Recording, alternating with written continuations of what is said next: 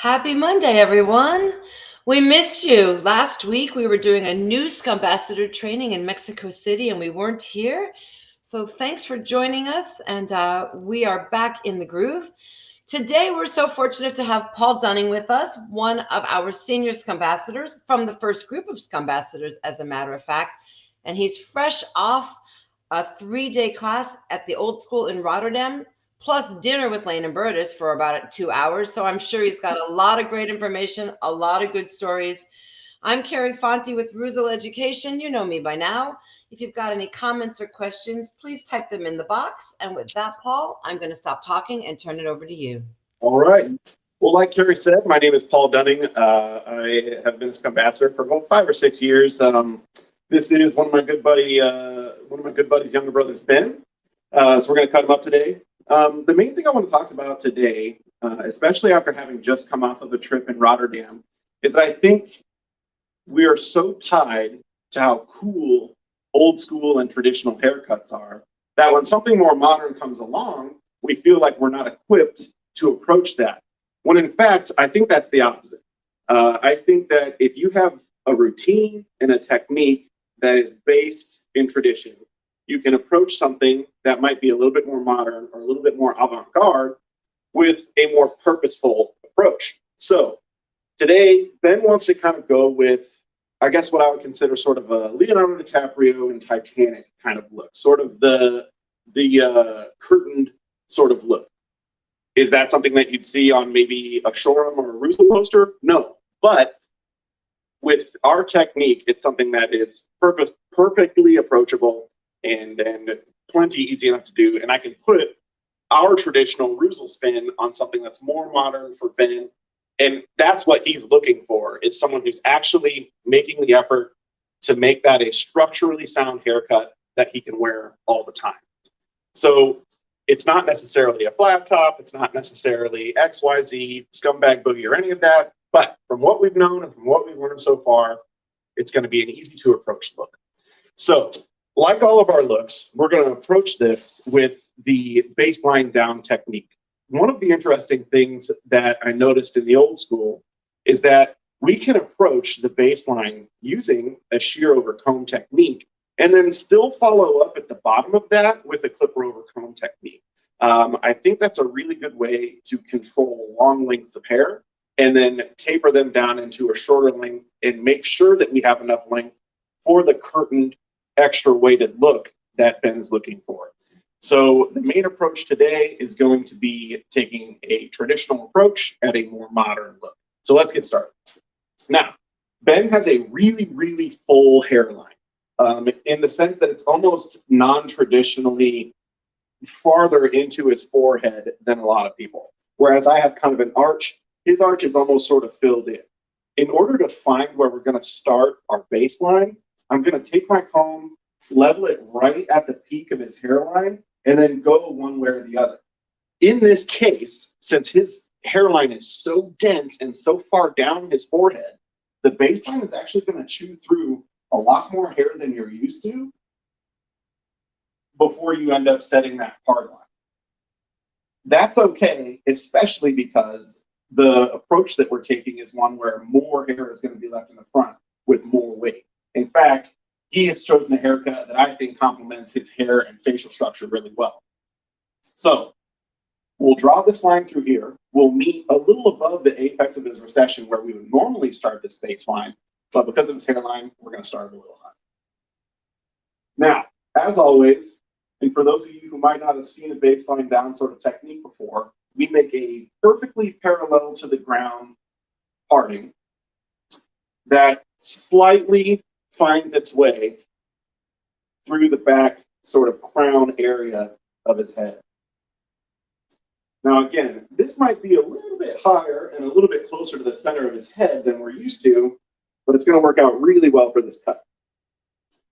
And you can see here where that parting is coming down, almost down through his occipital bone right here. And I'm keeping track of that as well. Now, when you're combing through with hair tonic to start lubricating the hair and get ready to work with the hair, use that time to map out the structure of the head. Feel through the tip of your comb where some bumps and knobs are. check for where his occipital bone is, and check for where his parietal ridge is.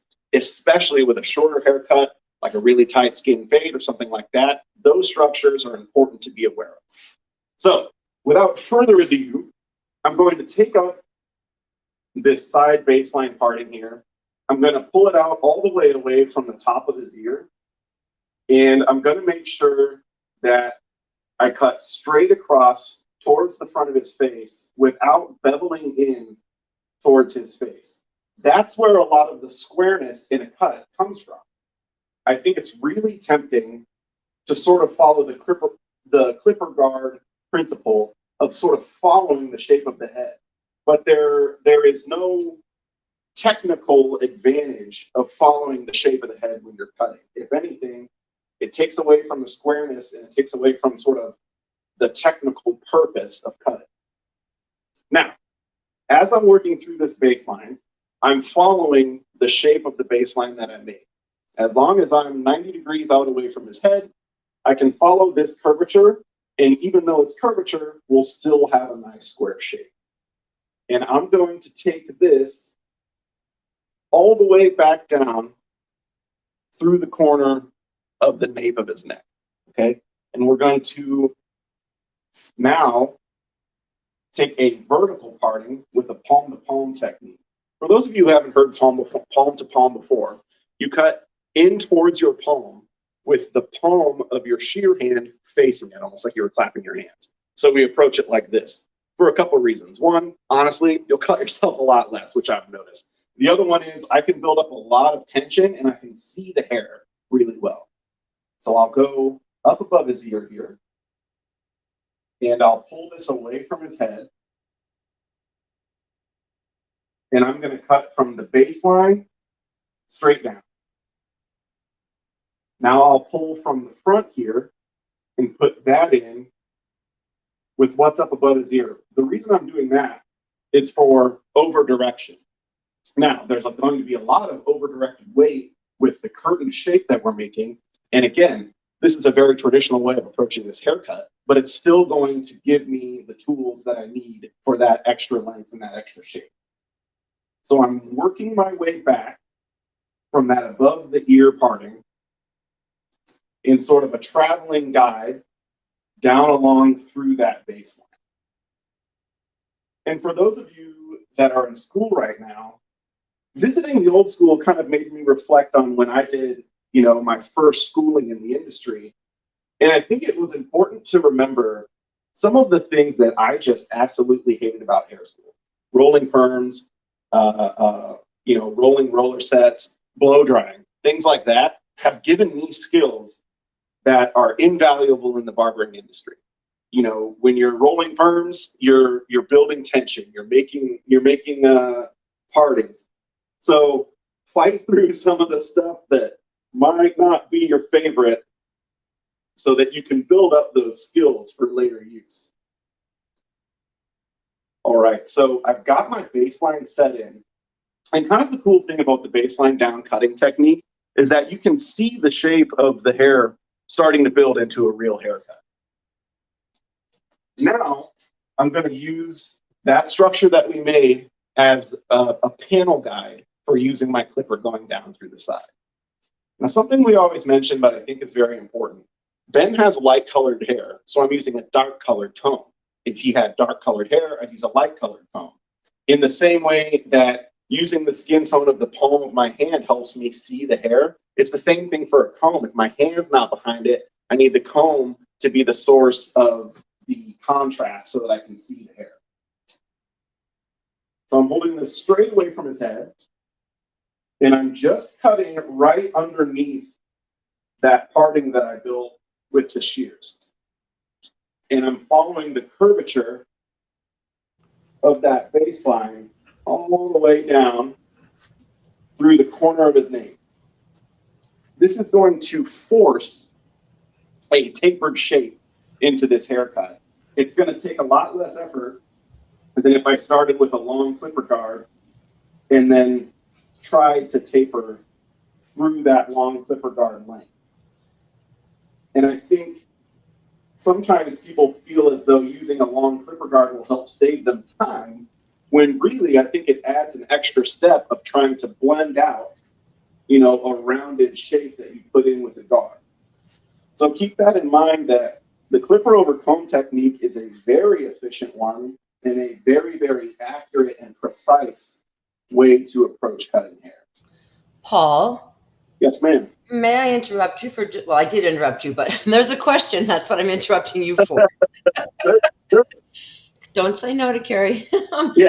A gentleman watching on our YouTube education page says, what are some key reasons why you choose the section pattern for the top? Why that instead of a horseshoe?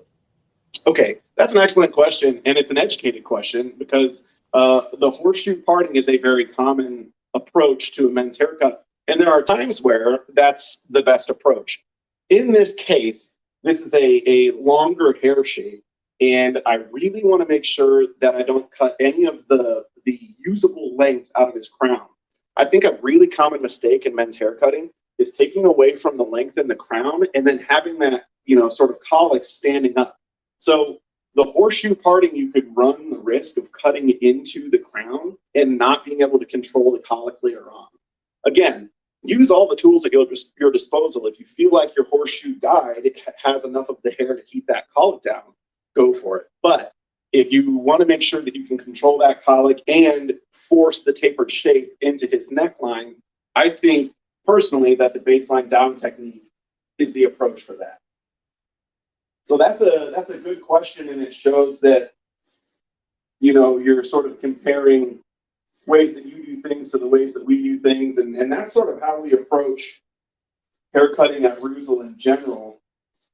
Is that it's not the absolute right way, but it is our way and it works really well for us, and hopefully facets of it will work well for you as well.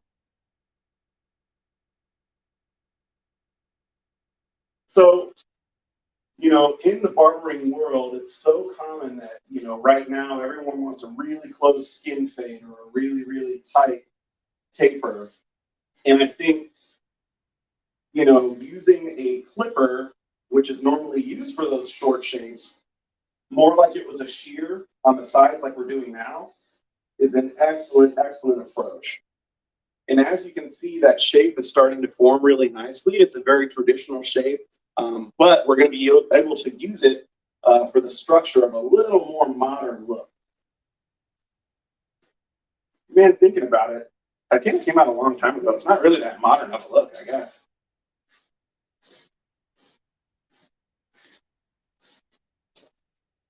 So I think, too, a lot of times people will say, Paul, why are you only cutting one side at a time? And another thing that I learned in the old school is that I might have been refining my haircuts a little too much from side to side. But what I do want is a rough hewn sketch of what I can match on the other side. So at this point, I've got enough of the shape built that I'm going to match it on the other side, and then I'm going to refine it all at the same time.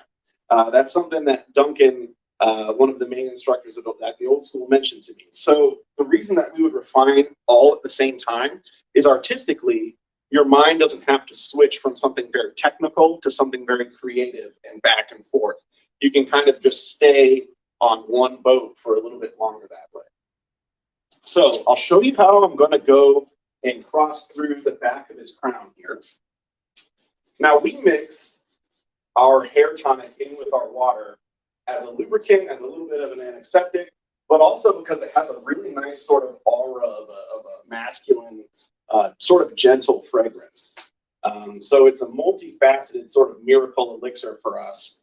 And a lot of times people will ask how much of that I'll use. And it's usually about a quarter of the tonic and 3/4 of the water.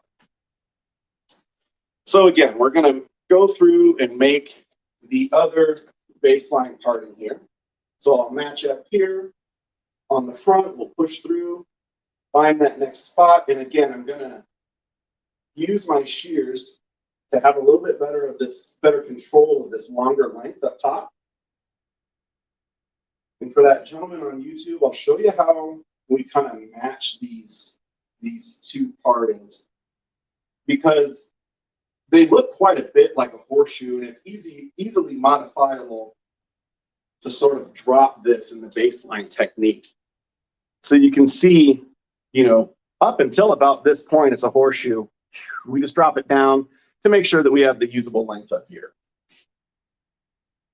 So I'll pull this out towards me, straight to my chest. And I'm watching my posture, because if I learned anything at the old school is if you want some Dutch guys to yell at you, cut hair with poor posture. And it's funny because, you know, I value my time in this industry so much, and I want to do this for a long time. And really, some of those ergonomic lessons you learn are the most important. And that's why cutting with your sternum directly facing your client, cutting palm to palm instead of trying to crank your hands up this way, you know, hopefully it'll be better for my shoulders, better for my back, and I can do this for a long time. I know Ben would prefer that. So I've got this set in here, and I can see where matching my baseline and going down through the back through this crown area, I've met, and my two guides have met here, which is a success. So now I'll take the parting right above the ear here. So we're going straight up from the ear and up to the top of this baseline. And I'll cut straight down, and we'll have our panel to follow with our clippers. Paul, may I ask you another question? Yes, indeed. Again, this gentleman watching us on YouTube, David Berry, he said, would you change your approach at all if he had wavier hair? That's a good question as well. I think at a certain point, you know, it's all about the consultation. So if someone had wavier hair or a tight kink of texture or anything like that, you might have to comb through the hair a little bit more, sort of see what the natural fall and see what the springiness of that hair is going to do for you. There are times, which are pretty rare, but there are times that I'll cut hair without pre-wetting it so that I can, you know, expect the springiness of the hair and where it will bounce back. So I guess my answer to that question would be the actual pre-prepping work I would do would change for a wavier texture. You know, obviously when you wet down the hair, it gets very straight. So you might have to conceive in your head where it's going to spring back to when it dries. So that's a good question. But honestly, when you have a really, really set routine and approach to how you cut hair, it probably won't change too terribly much. Thank you, Paul. And everybody says thank you for that answer. Yeah, you bet. So I'm pulling this out with my clipper comb, okay? And I'm using the wider teeth of my clipper comb at this point so that the hair has a little bit of movement. I'm doing that because the hair is at a longer length, and I want it to have a very natural fall. I think that's a word that we use a lot, and it's sort of, I don't know if you've ever seen like an engine schematic where they have the pistons and the camshaft and the valves, and they're all sort of exploded out into this sort of universal view of them. I think that's how we have to look at natural fall. We have to picture what all of the hair looks like standing on it 90 degrees away from the head, and then how it's going to fall. Then, while you're picking up hair, cutting it at different angles, you can tell where all of that stuff is going to stack up and build weight or take away length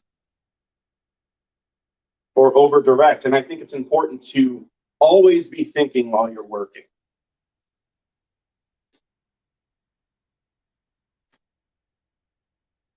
So I'm following right underneath that baseline.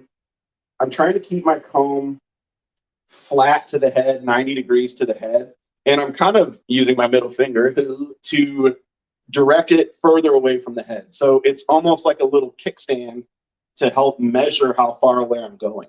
And you can kind of feel that angle in your finger and match it as you work.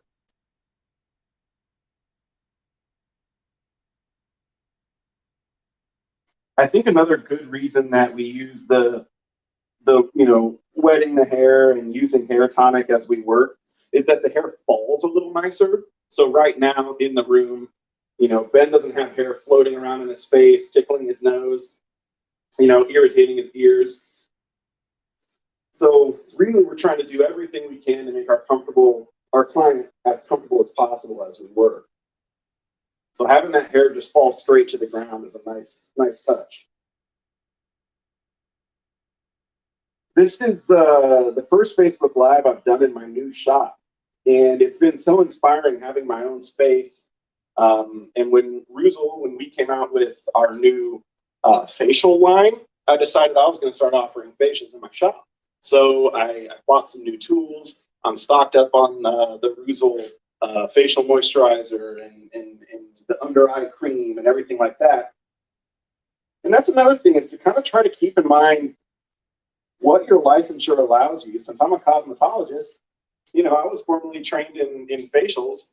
Why not offer that kind of nice, luxurious service to my clientele with, the Reuzel product line backing it up? Okay, so now we have both sides roughly hewn in, and we're going to go through and do some refining. Now, a lot of people might wait until the hair is all the way dry to do this refining. But for me, since this is a haircut that I don't do all the time, I want to make sure that the top matches absolutely perfectly before I overcommit. So there are certain times, even for someone like me, I've been cutting for 11 years, there are certain times where it's better to err on the side of caution, which is what I'm doing now. I'm going to refine the sides, make sure everything's going to fit really nice so that I don't waste time, and so that I don't overshoot with the length on top. So when we go through and do some tapering in the back, there's some cool techniques that I think are definitely worth sharing. That's why I left a little bit of this extra length right here. We're going to use the spine of the comb to help project this hair up and make a really nice smooth taper out of it. And this is a point where I like to remind people that your chair is adjustable. So when you're trying to work a little bit more face-to-face with something that's lower down on your client, get them pumped up to the point where they're a little bit more eye level. And again, that's an ergonomic thing too, to help save your back and your arms. So I'm going to scoop up this hair and project it up with this sort of turning motion. And it's a motion that we practice on our Reuzel retreats. It's sort of this flipping of the comb motion. And really, it helps to project that hair up and give you a nice smooth surface to cut through. So I'll pick it up. I'm matching with my baseline parting right here. And I'm just taking a nice confident stroke down in through the hairline here. And it's so satisfying for me to watch this taper form so nicely. And I think too, when a client sees that you're doing refinement with the clipper over comb technique, maybe over a guarded technique, it adds value to your service. A lot of people have never seen or felt their hair get cut that way. And it's kind of nice to make your client feel like you have a professional skill that others don't. And a big reason that we approach with the clipper over comb technique so much is for the variability and the opportunity to have a little bit more creative license in the hair.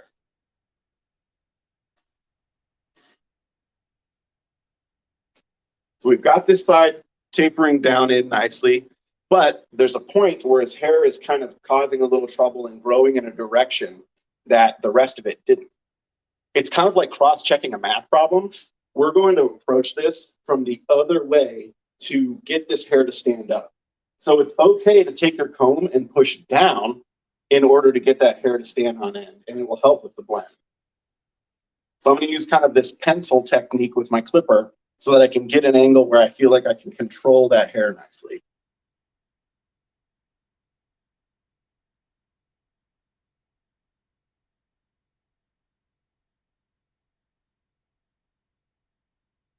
Now, we're not going to set in any hard lines in the hairline. We're going to let the hairline be relatively natural. Part of the reason for that is that anytime that you set a line in, that's a line that you have to get out. If every line or weighted section that we put into the hair is already blended or already has a little bit of extra wiggle room to it, it's not something that you have to sit and pick at for a long period of time to try to blend out. So we're tapering up through around his ear as well.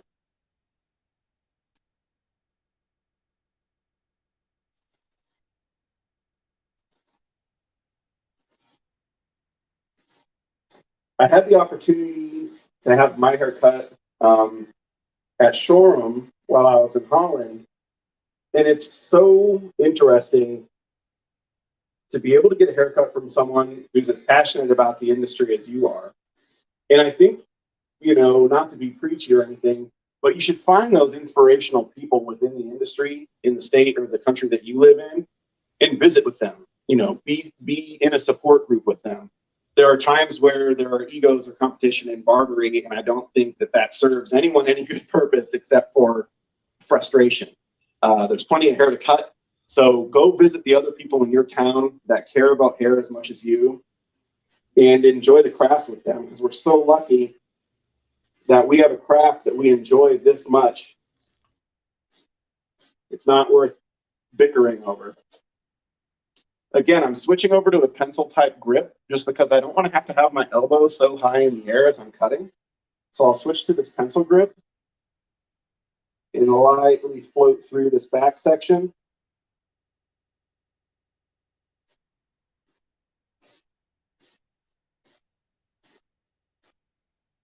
You know, it's neat. Ben's older brother is one of my closest friends. Ben's dad is one of my longest held clients. I've been cutting Ben since he was in high school. And it's neat. It's almost like being a doctor or a teacher or something, where you get to see people, you know, sort of through their journey and meet their families. And we are just fortunate in this industry. So this side, nicely tapered, no hard or harsh line. And later, you know, obviously we'll shave his neck and everything, but it's so blended through the corners of his taper that I'm not going to have to go through and pick anything out. So I'll approach this side as well and try to get it on camera as well as I can.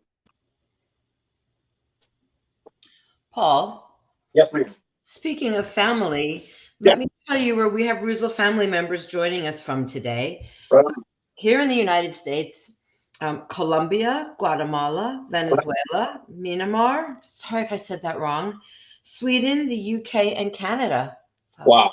I know. That's my favorite part, is to see where everybody is watching from. It's so cool. And I mean, Carrie always mentions that hair is a universal language, and there's definitely some truth to that. So for those of you who don't speak English, you might not know what I'm saying right now, but really, we do appreciate you coming and watching this, and it is sort of a universal language. So hopefully we're showing you enough where you can learn without actually hearing the verbal component of it. And those of you that do speak the language, we really do appreciate you being here. So thanks so much. Okay, so again, I'm gonna start by meeting up with my baseline, kind of coming up through the nape area and up towards the baseline this way.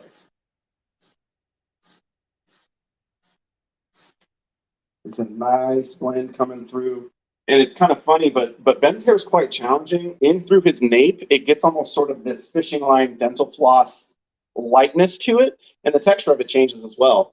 I think that's another really good reason to use the clipper over comb technique instead of a clipper guard, is you can control the projection of that hair so much better and kind of contend with that challenging texture and color change, you know, with a tool that is easier to use. Another reason that the hair tonic is so useful is it's keeping this hair moisturized for a long period of time. Normally I'd be finished with this haircut by now, but since we're chatting about it, I have to have it wet for longer. And it's still got a nice moisture to it without having to overly wet it down too often. And it's kind of staying, its parting, staying out of my way a little bit as I work. I don't know what we'd do without that hair tonic.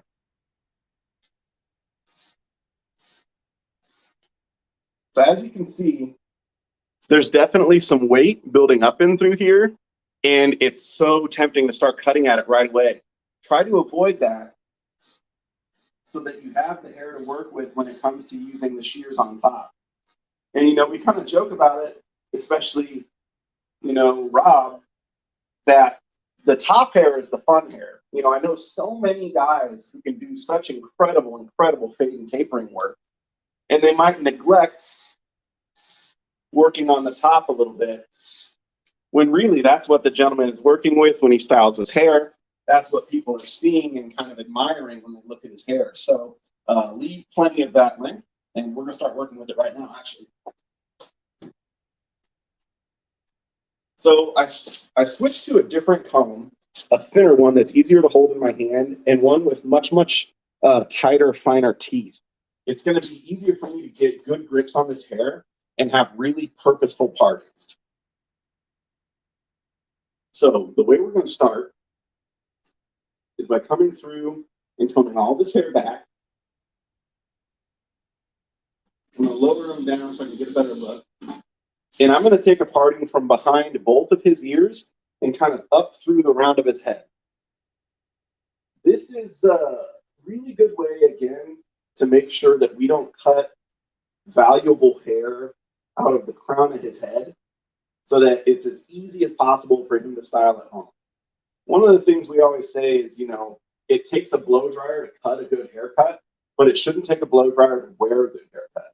What we mean by that is the haircut should be so well executed that the gentleman can just style it with maybe a little bit less hair knowledge of how to style hair, but the hair will kind of push him in the right direction. All right, so we've got this parting from behind his ear, coming up through the round of his head, and then meeting back up on the other side. You can see it right here. I'm going to take multiple approaches at cutting through the back here, because really this is going to be where all of the extra weight from kind of that curtained look is going to come from. So the very first thing I'm going to do is take a palm to palm section right through the middle back, coming up straight from his occipital bone. And I'm going to cut sort of a little bit at an angle down towards his occipital. Part of the reason that I'm doing that is to make sure, again, that we don't cut through his parting, or excuse me, through his cowlick. And then I'll take a stationary radial parting. So we're still starting from the same bottom point and then kind of making that pinwheel shape going this way and this way, or maybe some pies or pizza there, or whatever food you're thinking about right now. And I'll cut this time coming up and following that baseline parting that I've already made. And now I'll pop over to the other side to make sure that they match. And again, when we're thinking about natural fall and, you know, sort of that exploded view of the hair, these pinwheel radial type partings help maintain length and weight. You know, so it might not be the right choice for every single approach, but in this more weighted haircut, it is. So again, sort of roughly hewn into stone, we're getting this shape building up. Now, one of the techniques that we focused on when I was in the old school, and one that I had sort of been neglecting to use because I thought that that pinwheel parting was enough, is cutting this section in half and then taking diagonal sections like this coming back down through your baseline. There's two reasons for that. The first reason is it helps establish the strength of your baseline with the hair on the top of the head. The second one is it's sort of another second pass to make sure that things are really smooth. Sometimes when you only project hair up, you can sort of miss what's at the top of your fingers and you'll get a heavier weight. So I'll cut through this. I've got, you know, this half back section of his head, and now I've got a diagonal section up through this way. I'll pick it up, pull it out to my fingers, use the spine of my comb to flip it up. And there isn't a lot to cut because I've already used the one technique, but I am getting some refinement in. And I'm kind of picking this up and carrying it all the way to where it's right flat to the ground, and then even kind of combing it down and making sure it's cut through this way as well. And then we'll take our second one, pull this out towards myself again, flip up with the spine of my comb. I'm cutting it at that low projection right now, as you can see. But now I'm going to start kind of working it up And little by little, hair starts to kind of poke over my guide.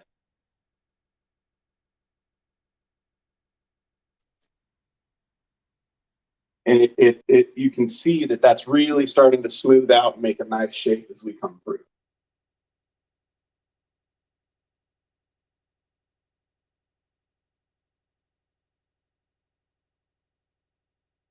And I'm picking this up, even though it's the last one, I'm picking it up and making sure that I get this one parallel to the ground as well. And that helps, again, force that extra blending and that extra weight. Now we'll comb this down, and you can see where the harsh line is on this side versus how nice and blended it is on this side. So we're going to do that on the other side now as well. So I'll cut this back section sort of in half here, pull it over to the side, take that sort of panel parting through it, and I'm going to cut about three different sections as I elevate this. I'll cut one just sort of down at sort of natural fall, sort of at an elevation. Then I'll pick it up and cut it kind of somewhere in the middle. And then I'll pick it up directly projected right from that parting.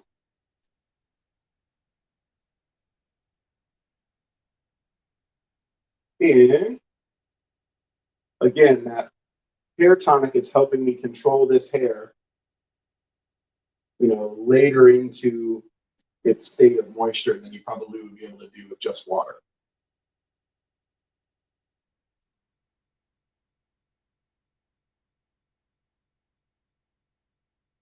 So it was interesting while I was at the old school, I got to experience hearing hair taught in another language. There were Dutch ladies in my class, and every once in a while, Rob would sort of have a side conversation with them about hair. And I understood it because I was watching his hands. I was watching, you know, the gestures that he made and sort of the questioning gestures that she made. And I even got to learn, even though I don't speak Dutch. And in fact, the other gentleman that was sharing the classroom with us was French and spoke very little English. And it's funny because we met in front of the shop, and he kind of smiled at me, and I started talking to him, and I could tell he didn't understand me. And we just kind of like dapped up, high-fived when I walked into the class. And it's like, you know, it's like all of a sudden we just understood each other. And that's a cool thing about hair. Kind of a universal language. I think it's really tempting to try to over-refine as you're cutting sort of very purposeful technical partings like this. But remember that there's a refinement stage once the hair is dry. And it's better to have something to refine through, you know, than to wish that you had a little extra wiggle room when it comes time. So for the most part, we're nice and blended through the back here. And now let's work on the top. And this is where we're taking kind of our deviation from the traditional types of shapes. I am going to take the middle center mohawk parting that we're kind of known for, but I'm going to be really extreme with it so that when the hair falls back down, I get that kind of curtained, center parted sort of shape. Okay, so it's that type of forethought that you have to think about when you're cutting in a different shape than you're used to. You know, everything has to be very purposeful. So I'm picking this up and I'm getting the lay of the land as I do it. I'm seeing what hair from the side is coming up into the top so that I know how much weight we're going to have to either blend through or match up to. So I'm finding the last part of the sections in the back of the head. So as this hair falls out, that's going to be where my guide is. So we'll pick this up, we'll go straight up in the air. We're taking kind of a big, heavy parting. And I'll cut from the back of it, and like I said, in a very exaggerated ramp towards the front.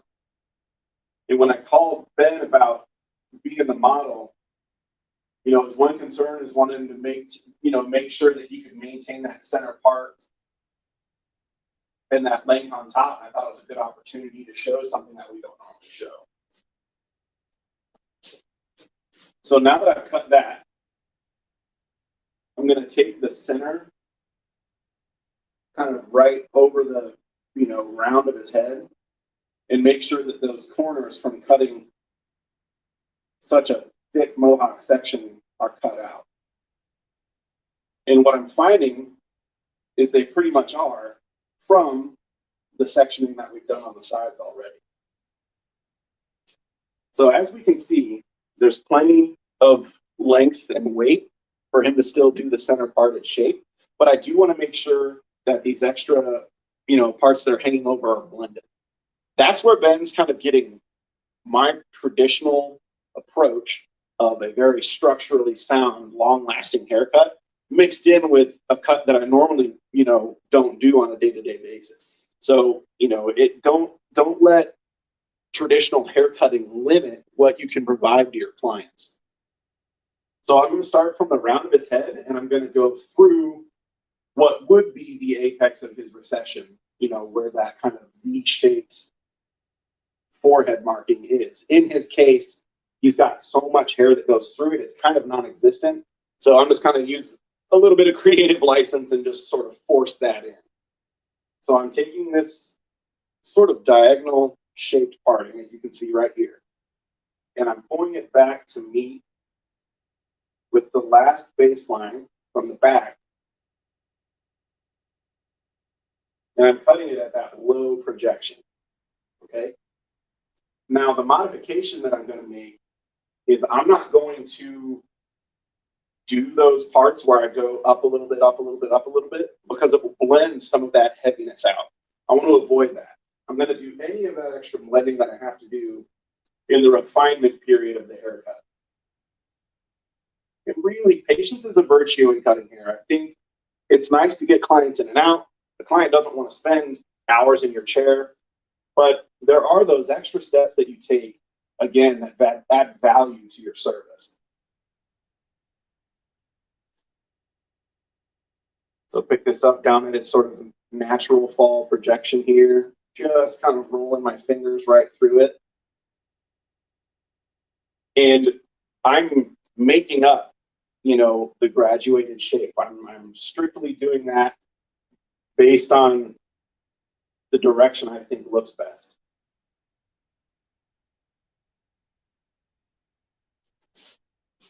So we're going to blow dry this out now and go through and do a little bit of refinement. I am the biggest fan of Reuzel's grooming tonic that there has ever been. It's the miracle elixir to me.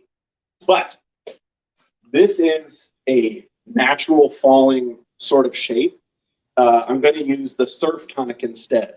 I want it to dry nicely. I want it to feel really smooth. I want it to be easy to work with, but I don't necessarily want to build any volume, and I don't necessarily want to blow this any straighter or put a lot of forced direction into it.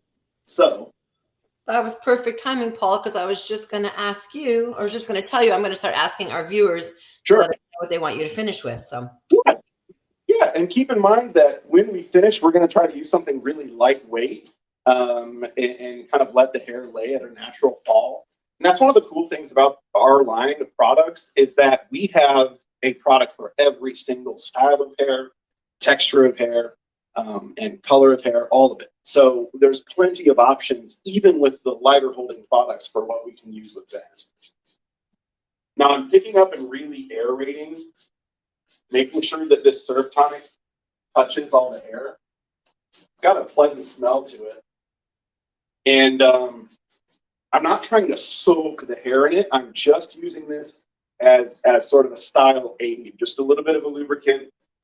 And I'm going to do a pretty rough blow dry so that it emulates how Ben's going to style his hair. Again, he might not have the same blow dry skills that I have. And I want to make sure that at home, he's as capable of doing this as I am. And part of that is by emulating most likely how he's going to style his hair.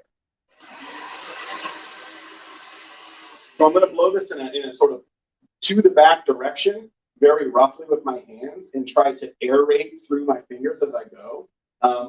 You might not be able to hear me over the blower, but the nice thing about the Surf Tonic is it'll kind of speed along the process and help the hair dry a little bit faster. So we shouldn't be quiet for too long.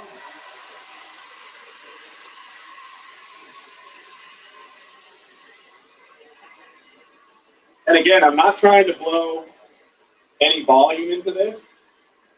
So when I'm picking up the hair, I'm strictly just aerating it.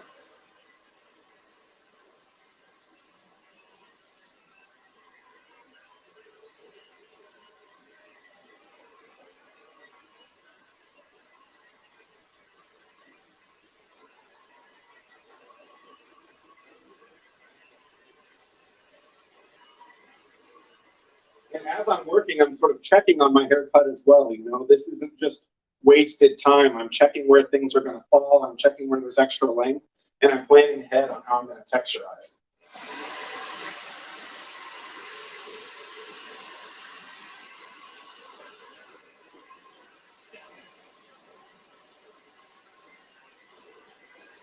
I'm blowing on high heat, high speed right now. Usually I'll ask my client to let me know if the blower gets too hot on their head. Obviously, I'm purposefully trying not to burn him, but if he gets kind of antsy about the heat on his skin, I want to know about it. It's just kind of another way that you can show that you care about your client's cutting experience.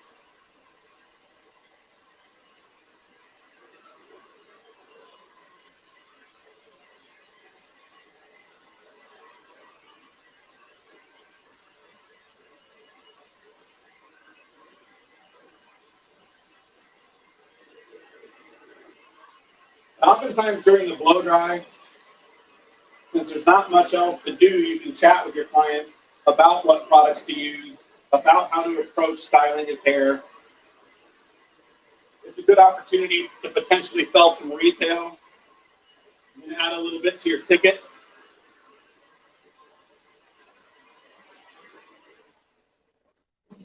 Perfect. So I'm happy with where the extra weight in this cut has collected because it gives me the opportunity to blend through it and I don't feel like I overdid anything. So you can see that it's kind of heavy in through here, but that's perfectly okay. We're going to knock all that weight out. So let's start in the back, kind of in the same reason that we start, you know, the cutting sections in the back is because it'll work its way forward and give us a guide, even in our texturizing. You know, you don't just kind of texturize willy-nilly, but you do sort of use purposeful partings. And I'm using sort of that same split diagonal parting that I did for the blunt cutting portion in the texture cutting portion. So I'm coming up and I'm kind of even point cutting with the texture shear. And by the way, this is a, I believe, 50-50 texture shear. It's got, you know, the finer teeth on it. And those are the ideal ones for sort of point cutting weight removal into the hair. So we'll take this approach here as well. We're going to match the other side.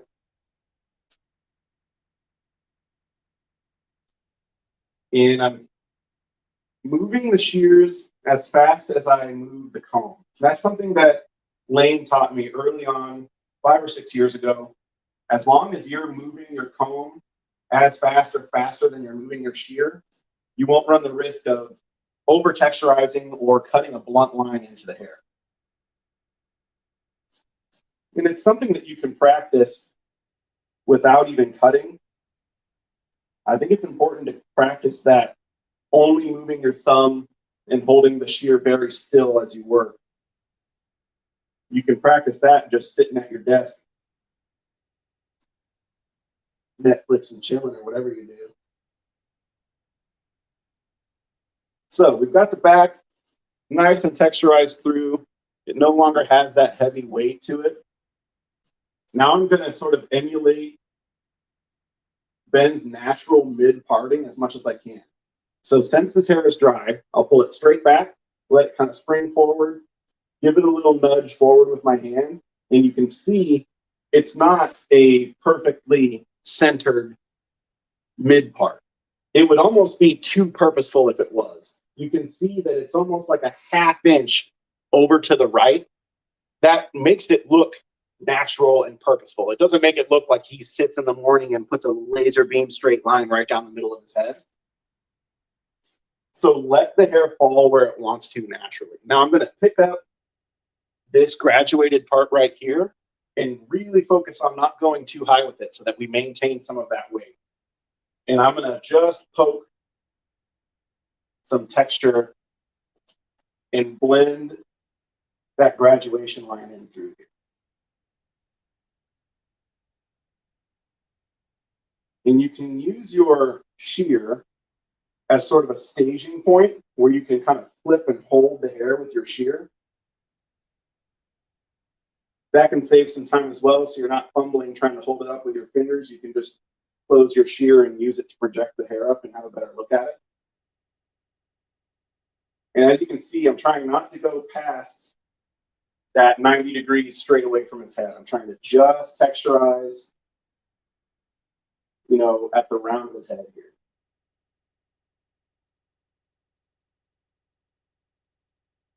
And the hairstylist in me always wants to slap stuff that I texturize. I don't know why. I just like to move it around and make sure that it's going to work the same way for him as it works for me. So I'll pick this up, point cut, point cut. Can you just a little more, Paul? Turn it, yeah, that direction. See, you knew what I wanted. Thank you.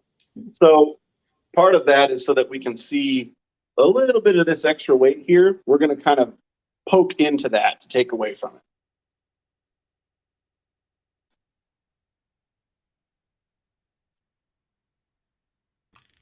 And I'm kind of avoiding doing too terribly much in the front.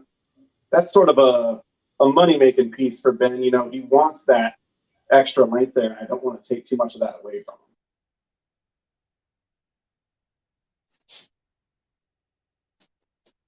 So I will take this, project it up. I'm not going to take any length out for sure, but I do want to just make sure this is light. Again, because it will add a little bit of versatility when he goes to cut his or style his own hair. I'll blow the little extra pieces of hair out of the rest of his cut.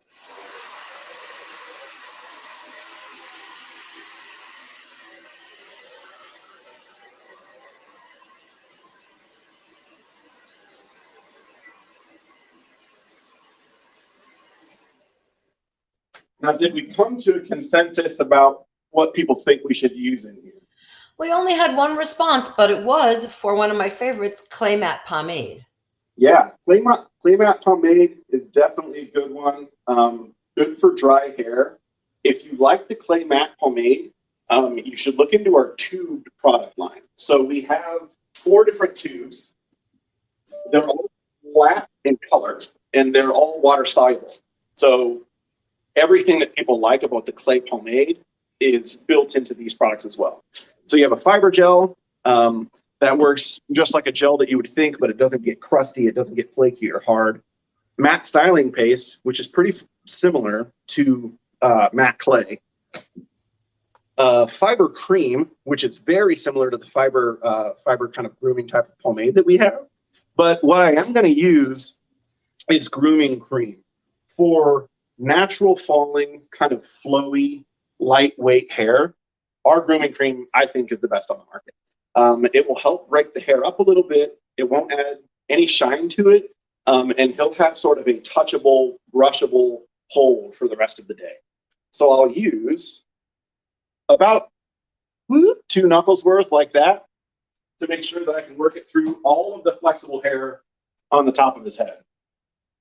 I'll rub it in between my fingers to make sure that not too many globs are stuck to it. And then I'm really going to make sure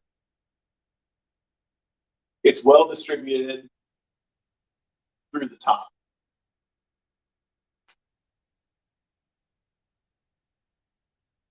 And then in order to make sure that this falls as naturally as possible, after I get everything sort of moved in through the hair, I'm going to give it one more brush through.